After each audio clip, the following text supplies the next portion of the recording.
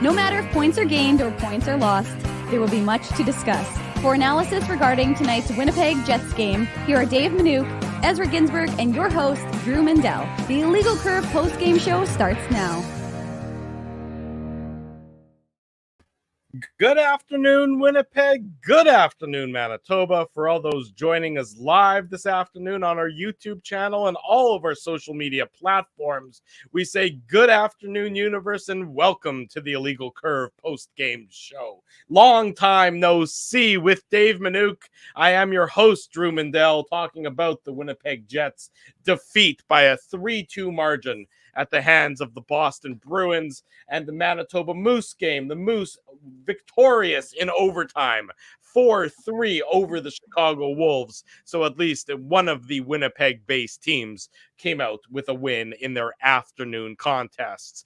Dave Manouk, the Jets game, they started off very well, but much like the game in Washington earlier this week, they really fell apart over the last 40 minutes. They weren't able to get the game into overtime. And ultimately, there's a lot to dislike about the Jets' performance this afternoon against the Boston Bruins.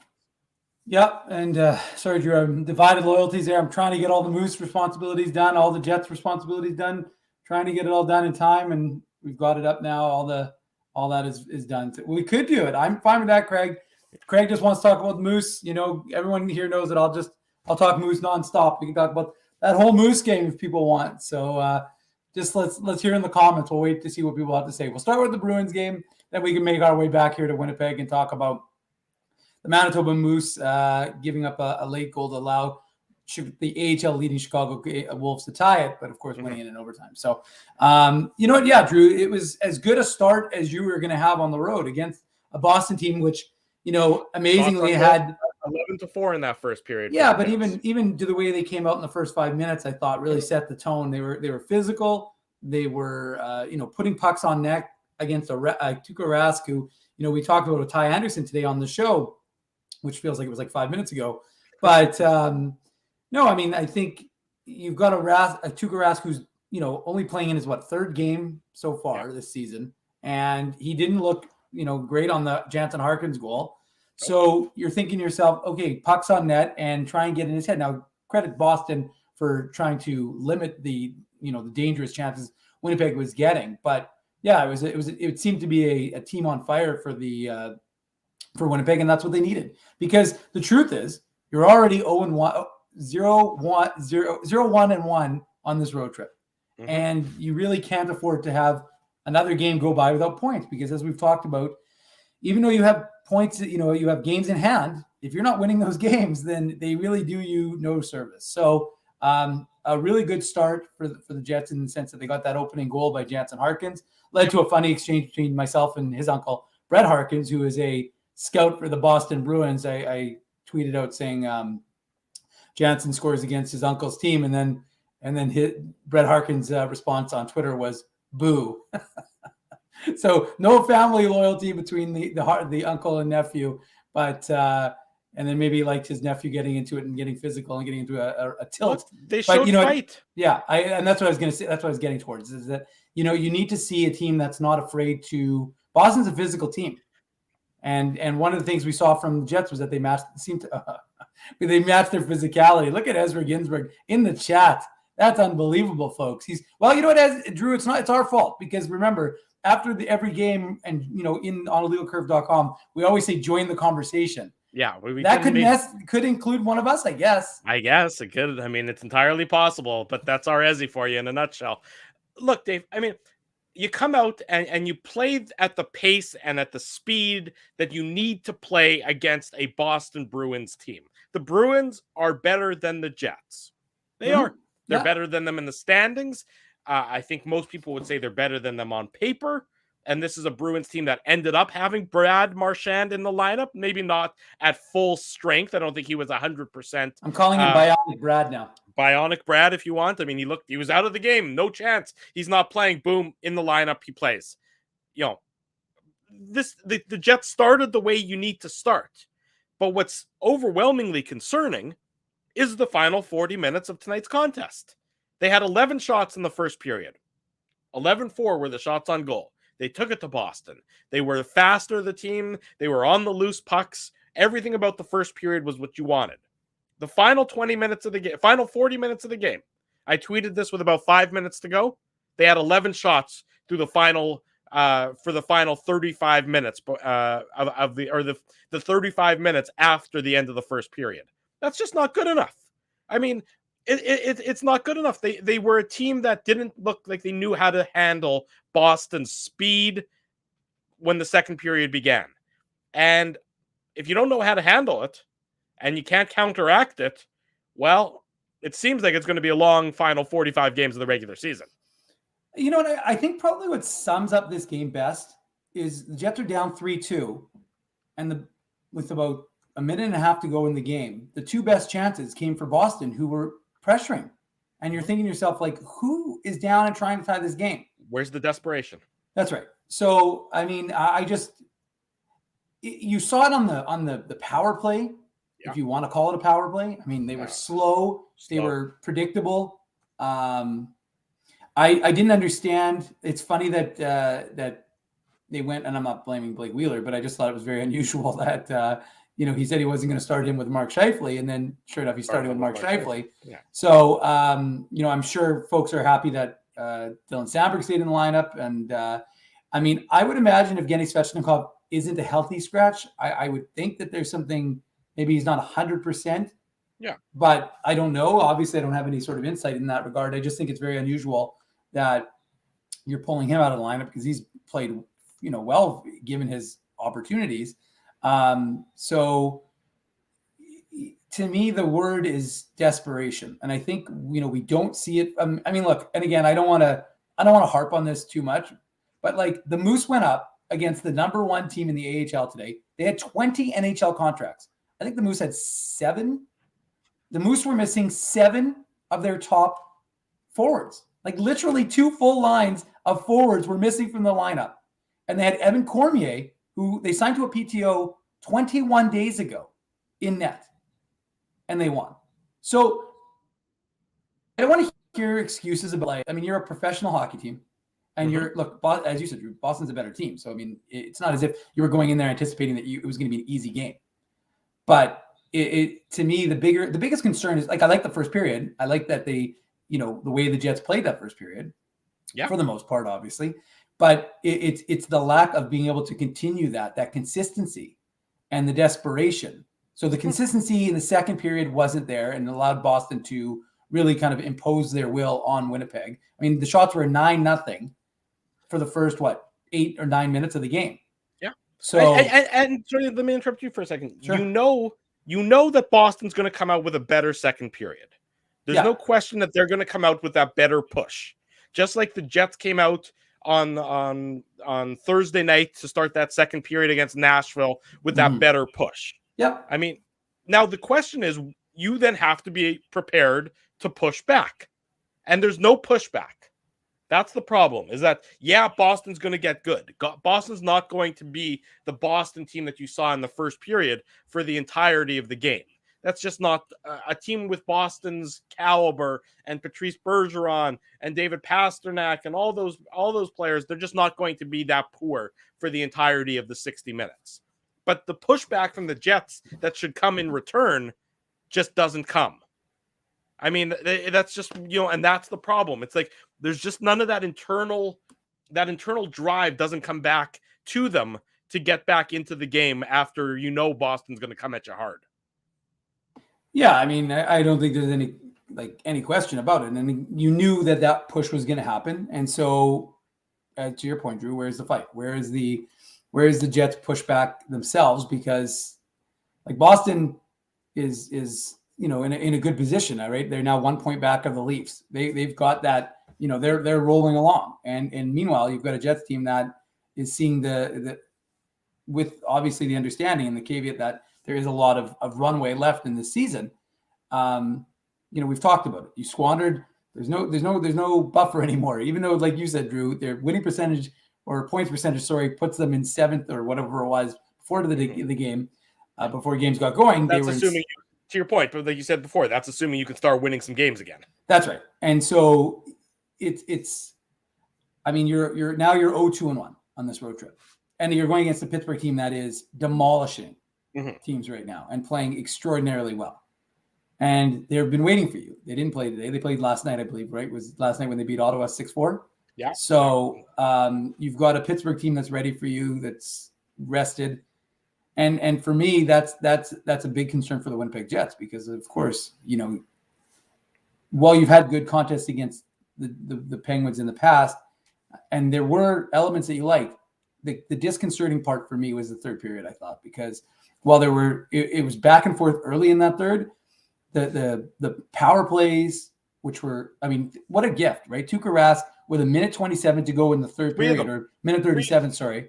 Yeah, I know. There were a couple of gifts, but I mean, like, you've got an opportunity to have, like, to tie the game up late, and instead you squandered it. And there was no, I mean, to use a word that Drew likes to use, urgency on the power play. It was predictable. Guys were standing around, and Boston was aggressive. Yeah. Boston isn't letting you set up. You don't have 30 seconds. So you know what? Boston's power play was consistent all game. They were aggressive. So if you know that they're going to be aggressive, then shouldn't it bite? I mean, like, the Jets don't face the Bruins very often, obviously. So as we know, it's the first time in 2 years. So the truth is, although I don't know why that's relevant, because that should be for every team that's not Canadian. Yeah. But anyways, the truth is that if you figure that out after the first power play, and then maybe the second power play, hopefully by the end of the game, when you have a chance to do something, you go, okay, well, hold on a second. We don't have that much time. Let's be a little bit quicker. And they just weren't. And they didn't have guys in front of the net the way they needed it. And they didn't take the eyes of Rask away. So, I mean, like, you don't do the things that are going to help you have success. And, you do have to credit the Bruins because they didn't allow the Jets to do what they needed to do. They didn't allow the Jets to get into position. So sometimes we talk about the things the Jets aren't doing, but you also have to credit their opponents for not allowing those things to happen, right? We know the Jets are trying to put into place the game plan that's been drawn up, but it doesn't matter if the opposing team isn't allowing you to get that into effect. So, I mean, like I said, I think you do have to credit the Boston Bruins because they're a very good hockey team. Well, but that's not coming as a surprise. The Bruins, everyone knows what the Bruins are and what the Bruins do, and it's incumbent on the Jets to do better, to figure out a way to exceed what Boston does. Because in truth of the matter, in sports, a lot of times, when it's a sort of a random regular season game, and I would describe today's game as a very random regular season game, the team that should win, or the team that often can win, is the team that's most desperate. The Jets, to me, did not play with any level of desperation, particularly in that third period. Boston comes back and they tie the game in the second period. I get it. Okay. It's 2-2 after 40 minutes. The Jets played a lousy second period. They didn't have any desperation into their game in that third period. The truth is, if it wasn't for Connor Hellebuck playing, I would say that I would describe his game after a couple of average games or below average games as of late. I would say he was good to very good. If it wasn't for Connor Hellebuck, it's more than a 3-2 score. It's not that close. There needs to be that internal drive. And I don't know that this team has that internal drive. The coaching change has already happened. Whatever bump you get from that, whatever change you get from that, it's been start and stop with the schedule, but that's happened. You've played that card. Anything further, it's got to come from the players themselves. It's got to come from the individuals. It's got to come from the dressing room. It's got to come on the players to play with the requisite speed. Mark Scheifele, not the speed you need to compete in tonight's game. Not the desperation, not the drive, not the desire. I mean, we know how he struggled this year.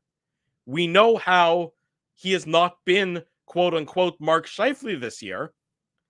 It needs to be more from him. And I need to see that he wants it more, because I'm not seeing that want. And that lack of want is a serious concern. And it's not, Blake Wheeler played his first game back from being off the ice and out of the lineup for 5 weeks. So I'm not going to point my finger at Blake Wheeler in tonight's game. He gets a little bit of runway to get back up to speed. It's Mark Scheifele. All eyes are on Mark Scheifele if this team is going to move forward and get back into being a competitive playoff race team. It has to be on him. And if it's not on him, in the next 5 to 10 games in this crazy month of February that's upcoming, you have to wonder, what is Mark Scheifele's trajectory in this city and as a member of this team moving forward? Because what you're seeing right now raises way more warning flags and concerning signs than anything that you can say you can build on that given his game. Yeah, I mean, that's probably an accurate assessment, Drew. I think, I said it this morning. I said, and it's funny, I'm not going to limit it to Mark Scheifele. The only guy who I think brings it so far day in, day out is Pierre-Luc Dubois. Adam Lowry has to do way more for me. I'm sorry. If you're like I've said, he took the offensive zone penalty, the tripping call that led to the Pasternak game-winning goal. Right. So, and it's funny because of course he's supposed to be the guy who's killing the penalties, not taking the penalties. But the reality is, Adam Lowry has to do way more. It's not a function of it. Like we said, if that's your ceiling, then you're a fourth line center who can be used to kill penalties. But you have to be able to produce offense. It's enough with this. You can't be one guy. Pierre-Luc Dubois has what, 17 goals? Mm-hmm. So it's like Mark Scheifele needs to produce more. I agree. Look, and you want to be the big man on campus. It's on you to produce. Blake Wheeler makes $8.3 million a season. Now, usually I throw money out the window because it shouldn't factor in, but you have to produce. As you said, it's his first game in over a month. So you give him a little bit of latitude. But Kyle Connor is producing generally, obviously, and he's having a very good year. So with the exception of Kyle Connor and Pierre-Luc Dubois, who is producing for this Jets team? And the defense has dried up a little bit because we were getting there was a lot of offense from the back end. Yeah. But to me, it's not just Mark Scheifele. Craig Button was on our show and he talked about how the Jets have an enviable level of center depth. Well, where is it? I'm not seeing it. I just don't see it. I don't see it game in, game out. I don't see the things that you need a center. Adam Lowry has 3 goals and 4 assists this season. It's just not. It's not enough. That's not. If that's a third line center's production, then I don't know what a third line center is. So like I said, I understand that he can't score 50 goals in a season. You don't expect it, but you need more than 7 points from your third line center. And again, and I understand. Just let me quickly qualify this. I understand that Adam Lowry hasn't had a consistent, line, and he's been thrown with a lot of, different combinations this season. But at the same time, you're delegated a significant amount of ice time. You need to produce. So to me, it's definitely on 55. I think Mark Scheifele has to improve, but I really look at Adam Lowry and I say he needs to be better too. And the Jets' fourth line needs an identity. And obviously they scored today with the Jansen Harkins goal. But I just don't see enough from this forward group, especially when you lose a guy like Nikolai Ehlers, to really say that this team is screaming anything other than they are what they are, which is, win a couple, lose a couple, win a couple, lose a couple. You think right now they haven't won so many of late, but it's not that you're not throwing your hands up in the air and saying every time they lose, it's trade everybody and fire everyone. But like I said, there's expectations for players on this team, and you need to produce. And I think ultimately we're just not seeing it enough across the board because, and I'm trying not to go too much to the Moose well today, but I just think it's so interesting how well this team is playing, and they don't have any of the top scorers in the AHL. None. It's a complete team game.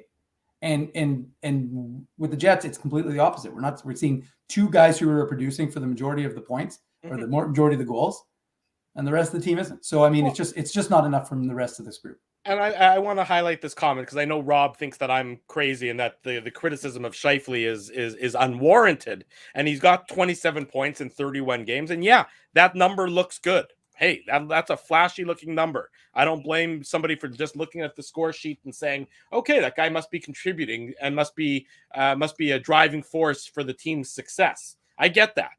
But I mean, and I know, Rob, you watch all the games because you're in the chat with us all the time, and I appreciate that. You can't tell me without wearing rose-colored glasses that Mark Scheifele's performance, numbers aside, has been up to snuff. You just can't tell me that, because Mark Scheifele used to be a guy as early as last year or as recent as last year, that was a guy who would take the team on his back and he would carry the team and he would be the driving force of the team and he would be an unstoppable player that the opponents would have to game plan for. Mark Scheifele isn't that guy this year. You can't tell me that he looks the same like he has in the last number of years. And I know the point totals aren't bad. They're down a bit, even at just under a point a game. They need him to be a force. They need him to be a difference maker. They need him to be they need him to be a player that the other team game plans for and still can't stop. That's the difference. Everybody game plans for the best players on teams. Everybody game plans for Patrice Bergeron and David Pastrnak. But Pastrnak and Bergeron are so good that no matter what your game plan is, you can't stop them. The Jets need Mark Scheifele to be that guy, and he hasn't been that guy. I can't think of really one game this year where he's been that guy. And that, to me, is going to be the tipping point over the remainder of the season if the Jets are going to have a postseason to play in. Will he become that guy? Will he become that difference maker? Will he take this team on his back and pick up the slack and take a little bit off of the shoulders of Kyle Connor and Pierre-Luc Dubois, who have done it for the majority of this year so far? This has been a cold hard rant with Drew Mandel. I mean, it's just, look, like I said, we're sounding like broken records, and I think I'm actually spreading the blame a little bit more. I mean, I just think, at the end of the day, if you want to be the top center of a team, and remember, we didn't thrust you into the conversation of wanting to be. Now, I don't know that Mark Scheifele did either. I'm sure he was asked that question, and they answered it as most players do because they want to be, regarded against their peers. But it's just not happening for him this season the way it needs to. And you can't tell me that Pierre-Luc Dubois, who's engaged physically, and I'm not talking about because he knocked, Charlie Coyle into the boards and knocked that pane of glass out. Yeah. But the reality is that, Pierre-Luc Dubois is playing ornery. And don't get me wrong, that's not Mark Scheifele's game. I don't expect Mark Scheifele to play an aggressive, hard game. That's just not who he is. I mean, I would expect it a little bit more from Adam Lowry, to be candid, but not from Mark Scheifele. I just think that, the things that we are used to seeing Mark Scheifele deliver, you're not seeing it as much this season and as often this season. And that, to me, is a concerning thing, because if you're following this team, which, as Drew just said, everybody in this chat does, then I think, unless you're here for the Manitoba Moose Minute, and then we can talk about that after. After the break. I know. I wasn't going early, Drew. I'll let you tee it up. Yes. The truth is that this is like baseball. I let you set the lineup, so it's not an issue. I'll go when I'm called. But I really, like I said, it's not just Mark Scheifele, though. I mean, I do think it's fair in the sense that you can't pin this solely on him, but he is the driver. He has to be a driver, along with, like I said, it's all of them. Connor Hellebuck hasn't been stealing games the way, you can think about that game in Nashville, the game in Washington, the third goal and the overtime goal. We're not used to seeing Connor Hellebuck give those type of goals up. In Nashville, there's goals that you're not used to. I think it was the third goal. You're not used to seeing Connor Hellebuck give those type of goals up. So Connor Hellebuck isn't doing what he traditionally does. The defense, like there was that on the Derek Forbort shot that was it Coyle who tipped it home?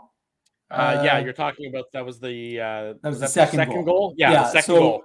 I mean, that's a simple play where the Jets have possession and then don't get the puck out of the zone. The Bruins force a turnover. Forbort keeps it in the zone. Derek Forbort's performing. I think he's got like 4 goals this season, but puts it on net. And The 4 assists too. Well, yeah, I know, it's crazy. And then it's suddenly a game that you have a lead in is a tie game, and they managed to keep it even for the most part, but and by even I mean on the score sheet, not necessarily in terms of opportunity.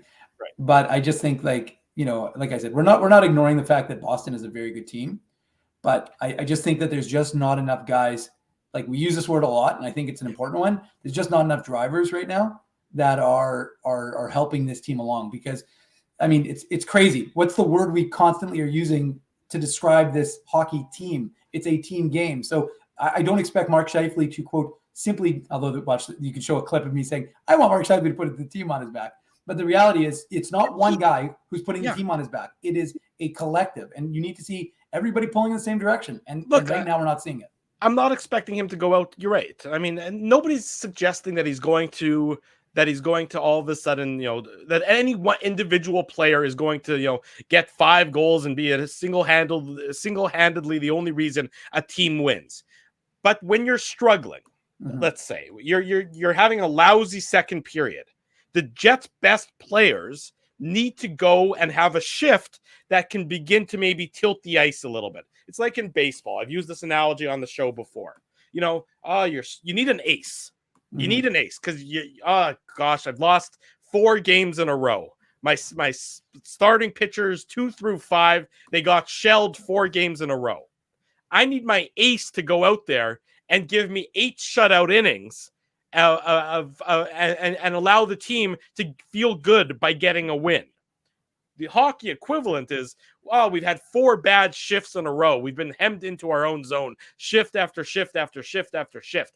I need my aces. I need my best players. I need my number 1 line to go out there and have a shift that shifts into the other team's zone, that gives everybody a little bit of a break, that allows the pressure of being hemmed into your own zone repeatedly to alleviate.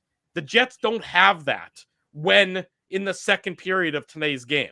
They didn't have that player or players to come out there and flip the ice a little bit. That's the problem. They need those best players to be those guys to go and do that. And too often as of late, Mark Scheifele, who you would normally count on to be one of those guys, has not been those guys. And that, to me, is one of the significant problems with this Winnipeg Jets team right now, as they drop a 3-2 decision to the Boston Bruins this afternoon and are back at it tomorrow.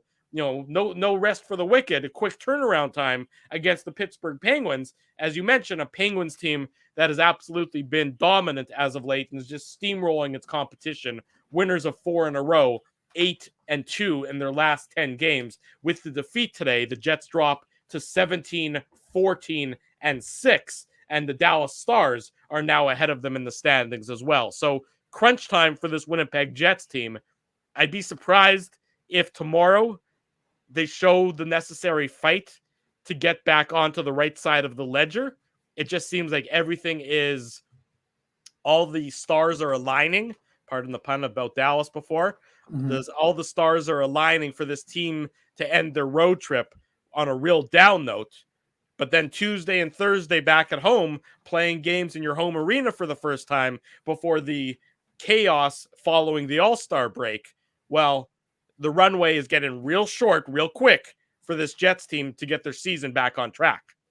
Yeah, I mean, I think that it's the reason why we watch the games, so we don't make predictions in advance and say there's no chance of them winning, obviously, because that's the reason we watch. We leave the stupid predictions for Ginsburg. That's a fair point. Yeah. So, look, I think tomorrow becomes a much more, it's not a must-win game, but we talked about it on the morning show. I mean, you're not exactly having an easy team come in here when the Florida Panthers come in to town on Tuesday, right? Oh gosh, and so one of the best teams in the league who seem to be scoring at will. And again, that's kind of the theme that I want to talk about when I was watching the game was, I don't remember who asked Dave Lowry, but it's true. Like, there's no run support right now.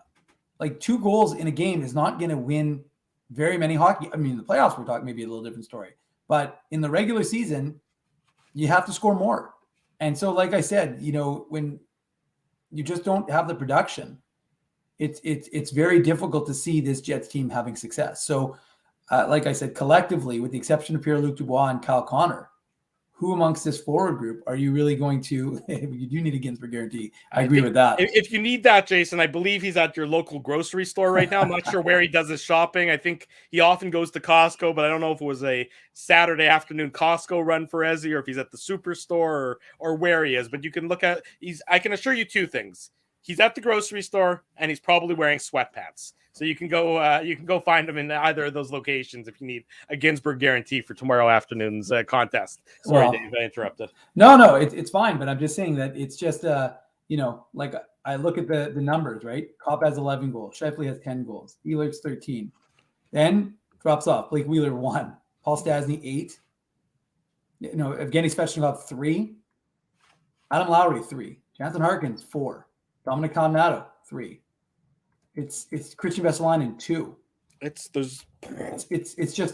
falls off a cliff. That's right. And so let me just make a point, Dave. Whenever the eulogy is written on Kevin Cheveldayoff's career as the general manager here in Winnipeg, I mean, how much of the first 10 or 11 years is going to talk about his inability to find players to be secondary scorers?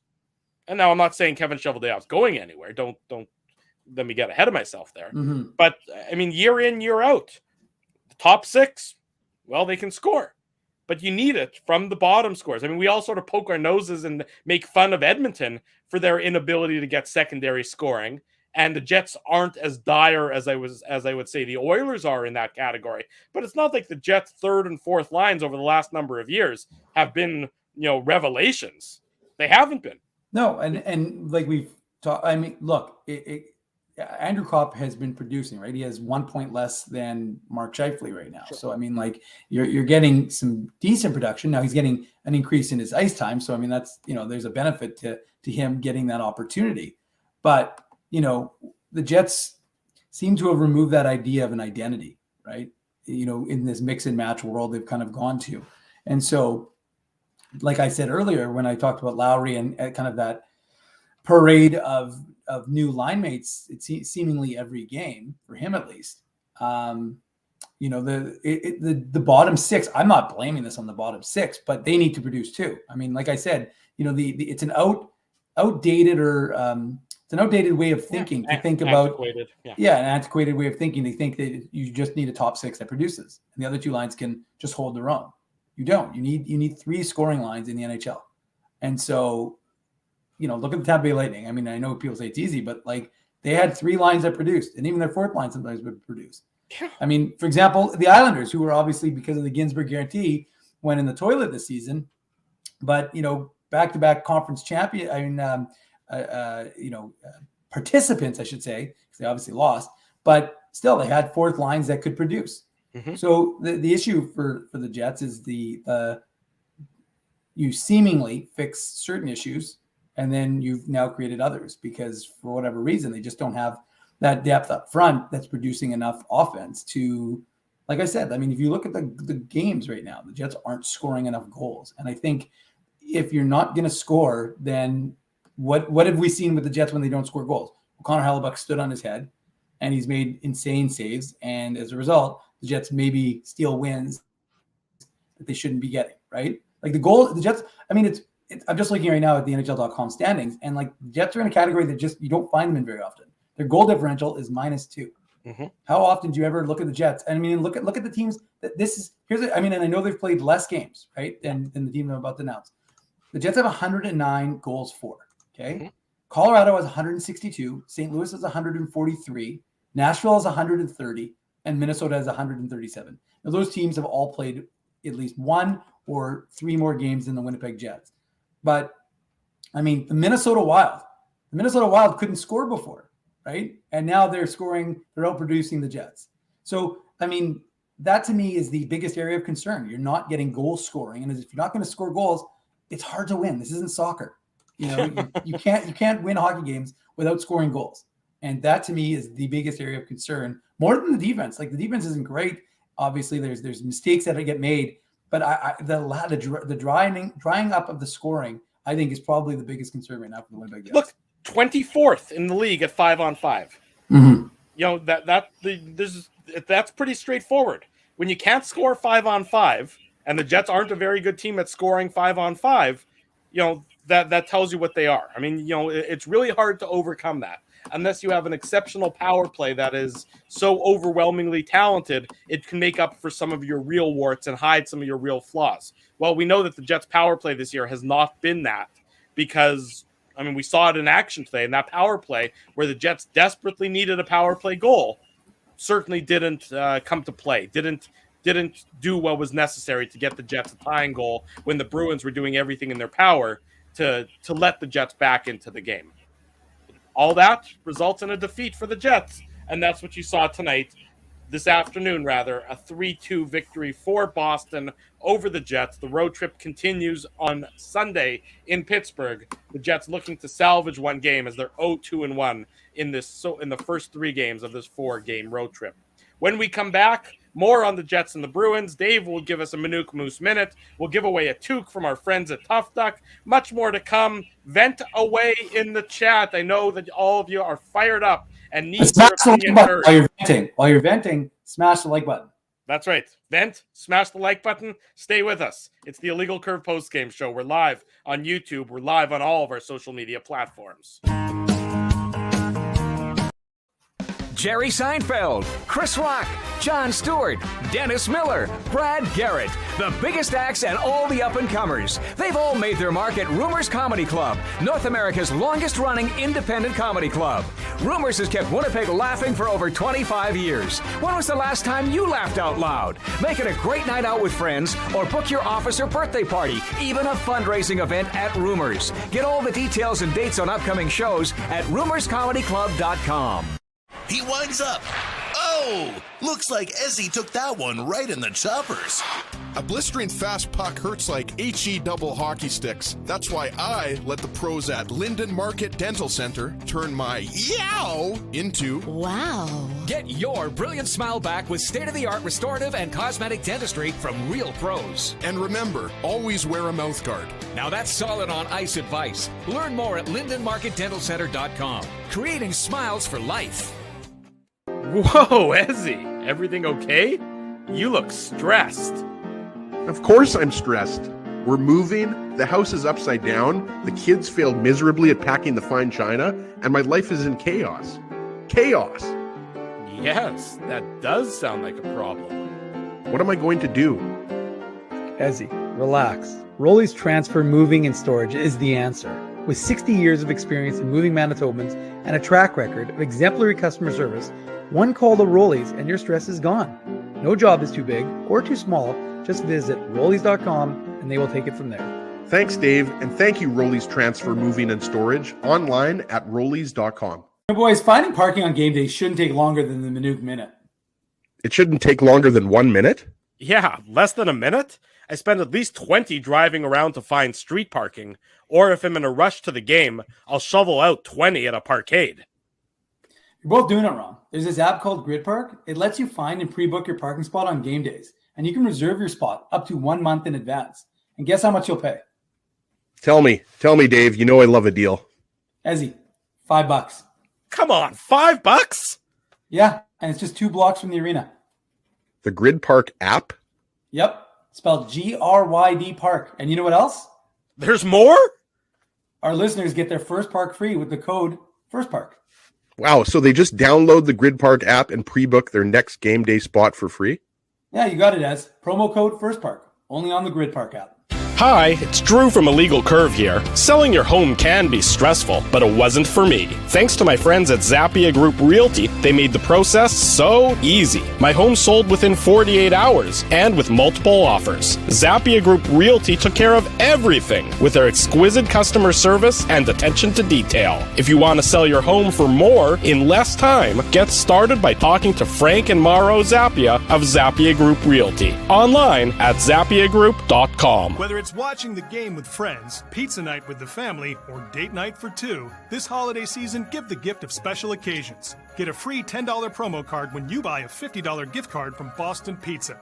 Because nobody regifts pizza. For 3 generations and over 80 years, Tough Duck has been making apparel that works and plays as hard as the people who wear it. From jackets to work boots and everything in between, Tough Duck's clothing can handle the harshest environments, even the illegal curve hockey show. Work to live, live to play. Visit toughduck.com.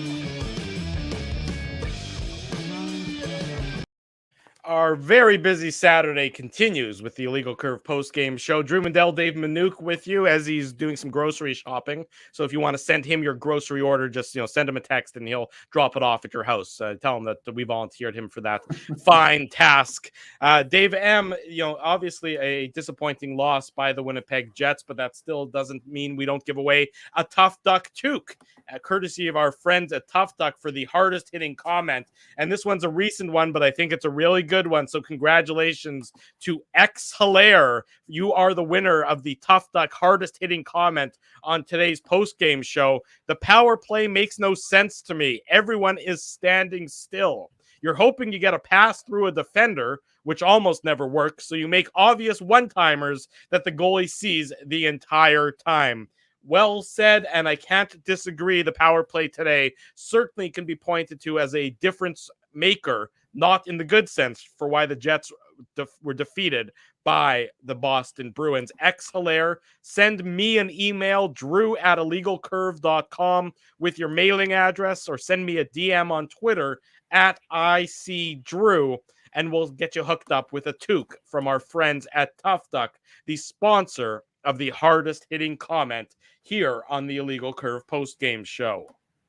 I mean, the power play, Dave, it really isn't rocket science. You just got to get moving. There has to be more action. There's way too much standing around. And in this day and age where it's so hard to get shots through at the best of times, if you're stationary, these guys are going to block the shot. It's just not going to get through to those areas where you can jump on a rebound. And it doesn't have to be a hard shot necessarily. It doesn't have to be a boomer always, but you need to get your shots through. And when you're as slow as the Jets were on the power play today, it's no wonder that it wasn't successful. Yeah, I like I said, Drew, there was just the need for speed was there. The Jets just didn't show it. They stood still. They were predictable, and Boston was aggressive. So, I mean, like I said, I'm no power play genius. I'm not going to pretend like I am one, but you have to be able to recognize your opponent's deficiencies or their strengths and try and play against that and use it as a weakness. So if Boston is aggressive, it means it can overcommit, which means it'll create some time and space for somebody else, which means you probably have to get the puck off your stick quickly and not think that you have 10 seconds to set up. And that's what it looked like the Jets were doing more often than not. And to me, that's seemed to be, and like I said, this is you don't structure your power play to be against one team the entire season, obviously, a team that you never face except for one more time. But it just seems to be a trend, right? It seems to be an overarching theme here with the Winnipeg Jets and these power plays, which are opportunities to get back into a game. Are like I said, it seems like to me that Boston had, well, we know that Boston had the greater chance in the second last power play. Yeah. And the Jets even have a shot on the first power play of the third period, shot. I think. They had one shot on that power play, I thought. Or was it was a one shot through the first 2 power plays? Yeah, they didn't. They had 0 on the first one, 1 on the second one. So I mean, it's not a good trend because the whole point is what it works best when you're struggling. Just get something greasy on net. I mean, think about it. What did Derek Forbert do? He literally tossed the puck on net. It wasn't like a rocket shot. And Charlie Coyle put his stick in the right lane and he redirects it past Connor Hellebuyck. Well, don't you think the Jets would have been well served to have a player in front of the net, standing in front, taking away Tuukka Rask's size as best they can? I don't know, a guy like Adam Lowry, 6'5", 240 pounds or whatever he is. Are you going to tell me that wouldn't serve the Jets well in terms of trying to create a little bit of chaos?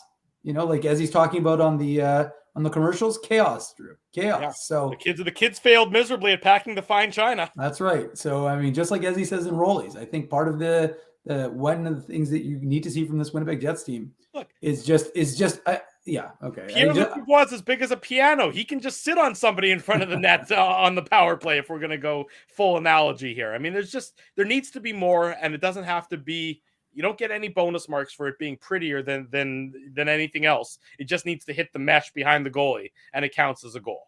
Yep. And I just think that if, what's the definition of insanity? You keep trying the same thing and expecting a different result. And right now we're not seeing a different result from this Jets team. So the pressure is just going to mount, right? Because now you're leaving these points behind. You're not gaining anything.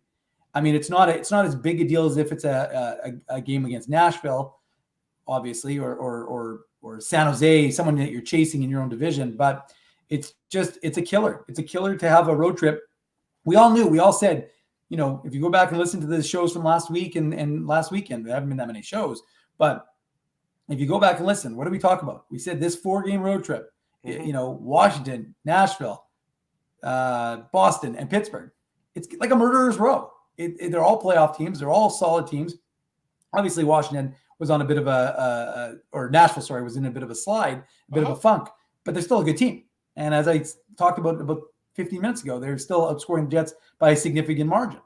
So it'll be very interesting to see what happens. And I saw one of the comments when we were on break that I think Mike McIntyre tweeted out that Dave Lowry hasn't named a starter for the games tomorrow. So we don't know what that means, whether it'll be Connor Hellebuck, whether it'll be Eric Comrie, whether it'll be Mikkel Burden. Mikkel Burden obviously hasn't had a start yet. He's played, he's backed up, I think, 3 games. I think it's 3 games, 4 games maybe for behind Connor Hellebuck. Who do you think it's going to be?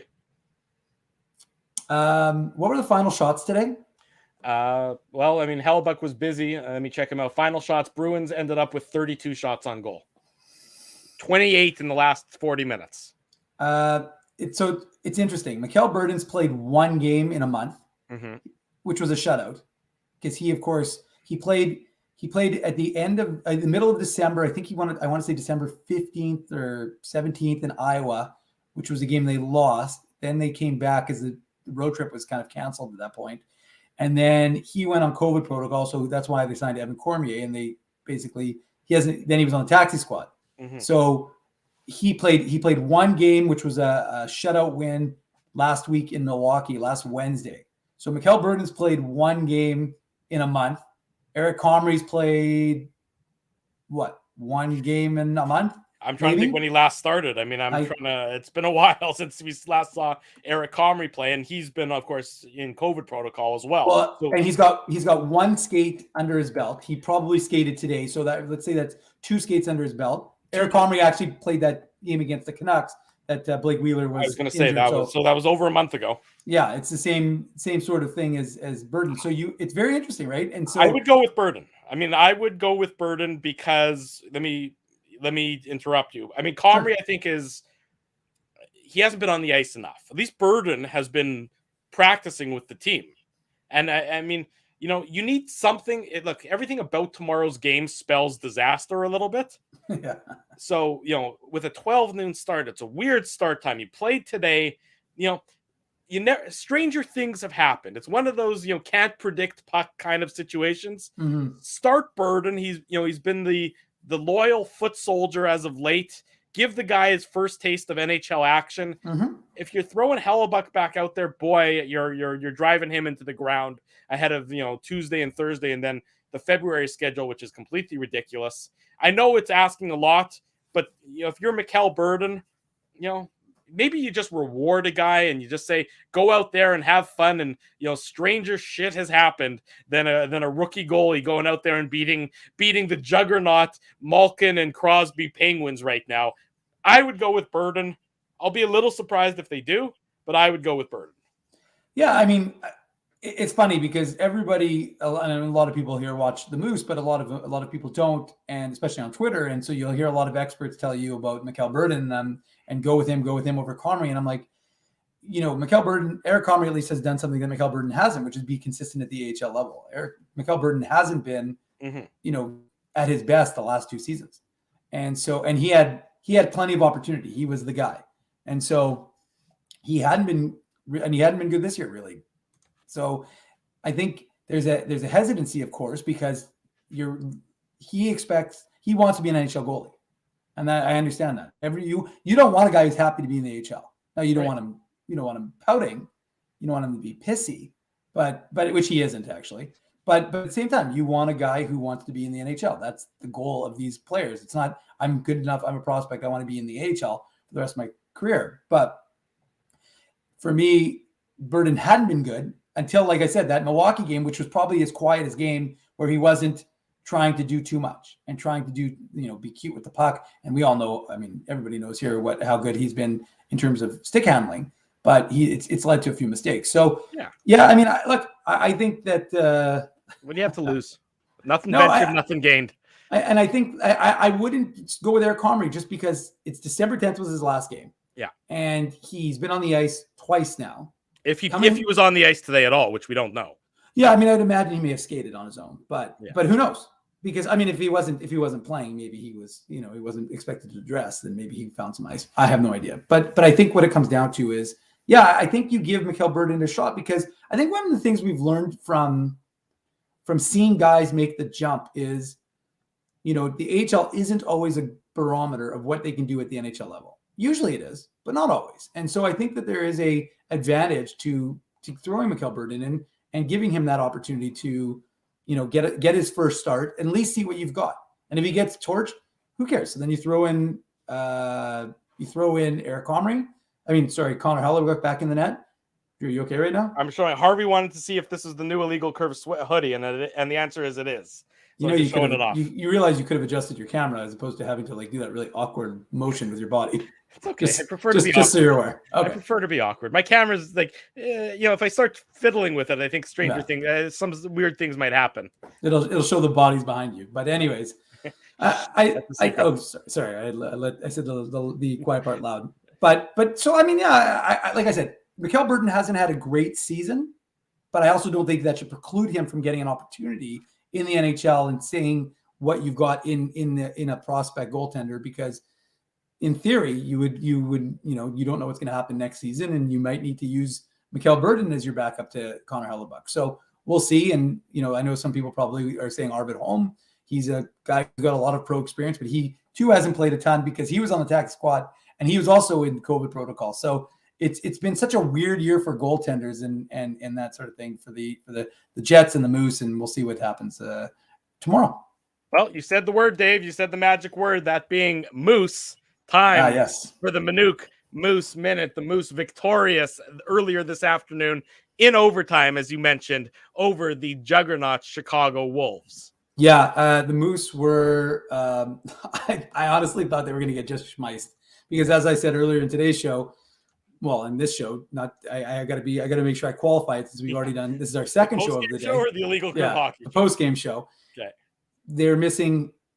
I mean, it's just a laundry list, right? David Gustafsson, who maybe we'll be getting an update on him sometime soon. But David Gustafsson, Cole Perfetti, Austin Pagansky, Mikey Esimod, CJ Cease, Christian Reichel. He might be back soon because he was on put onto the taxi squad when they activated Blake Wheeler from LTIR, and probably about 3 or 4 other guys that I'm missing. So Chicago, as I said, came in with 20 NHL contracts, and the Moose had a lot less than that. And Evan Cormier got the net again, because of course Holm and Burden are still with the Jets in their capacity on either, like I said, with Burden backing up and Holm on taxi squad. But all of a sudden you're watching, and it's hard for me because I'm trying to watch both games, right? And normally I was going to be at the arena today. I ended up staying home, and tomorrow I'll be at the arena watching the game. But it's difficult because I've got the Moose game, listening to Fink call it on my computer, and then I got the TV on in the background. And you're trying to watch both, and I'm paying attention to both. Kind of divided loyalty. I had my eyes, a little bit askew, but I was actually a little surprised because I was expecting Chicago to be all over Manitoba, and instead it was 5-0 in shots to start the game, and they scored. The Moose scored two quick goals. Thomas Caron scored the first one, and then Bobby Lynch scored the second one about 2 minutes apart to take a 2-0 lead. Chicago cut the lead in half, so it was 2-1. But it was just remarkable because you're thinking to yourself, like, this Chicago team is lights out. They were coming into the game 8 points up on the Moose in first. And like I said on this morning show, on the Saturday Hockey Show, like, the Moose are the 5th best team in terms of winning percentage, but the Chicago Wolves are first. So, I mean, we knew it was going to be a tough task, but yet somehow the Moose showed that they were up to it. And Evan Cormier, again, playing phenomenal. I think the Moose, similar to the Jets, both teams had very, very bad second periods. The Jets were being outshot 9-0. And I think at one point the Moose were being outshot 10-1 in the second. So both teams had less than stellar second periods, but at the end of the day, the Moose only ended up giving up one. So it was a 3-2 game going into the third. Chicago managed to tie at about 1:37 to go. I will say, though, as an aside, the Bobby Lynch goal to make it 3-1 for the Moose was phenomenal. And people really should. I've got it on our Legal Curve Instagram, and I've got it on my own Twitter, because he is disinterested, but that's okay. I'm not the least bit disinterested. Because the truth is, I do the Manuk Moose Minute for the people in the chat. What am I going to be able to contribute right now? I mean, what could I bring to the table right now that is going to make Dave M's Moose analysis any better? The man is a machine when it comes to his AHL analysis. I'm not disinterested. I'm sitting back in awe that I'm able to witness this. This is like watching Picasso paint and just be an observer in the room. It's like watching the Sistine Chapel get the final touches put on it. I'm privileged to be here right now watching Dave M do his thing, and I'm definitely not watching the Bengals-Titans game through my other screen. 100% not the case. Go ahead. That's okay. Dave. Well, I'll continue with my thought on the Bobby Lynch goal, because it was just his second goal of the season, his second goal of the game, second goal of the first period, but it was spectacular. Not only was it a nice steal in the neutral zone, but then he went inside, outside, and through, and just scored a spectacular goal. So I encourage folks. Andrew in the chat is saying he saw it on my Twitter, and it was a yowza, and it really was. It was an incredible goal. It was an incredible goal. It was an incredible and it's goal. one of those situations that it's unfortunate the Jets game was coinciding with the Moose game, because I think more people would have been focused on it. But it was spectacular. I thought maybe that would hold up to be the winner, but the Wolves managed to pull their goaltender and then tied the game with about a minute and a half to go, or a minute 59, I think, or 49 to go in the game. So you thought, okay, well, here, and Chicago, if you folks remember correctly, Chicago's the one that came back and ended up beating the Moose with 1 second to go in Chicago earlier this season. So they've already experienced that heartbreak, but instead it was Evan Poli giving the Moose the win to make it a 4-3 game and start off the 6-game homestand with an impressive, like I said, undermanned effort from this Manitoba Moose team. So we'll see what happens in the rematch tomorrow. Should be entertaining. I was getting some tweets from people that they were at the game. They were having fun. So, 250 fans, obviously not a lot, but as I've said, Moose fans are a new breed. They're a different breed, I should say. And they bring the energy regardless of how many there are. There you go, the Manuk Moose Minute, and there's going to be another one tomorrow as well. But it'll be, what time's the game? Tomorrow's game's at what, 2? The Moose game? So yeah. it'll be as going on. It'll be in the midst of the Moose game for tomorrow, given the 12 noon start time of the Jets and the Penguins. They really should have coordinated that a little bit better.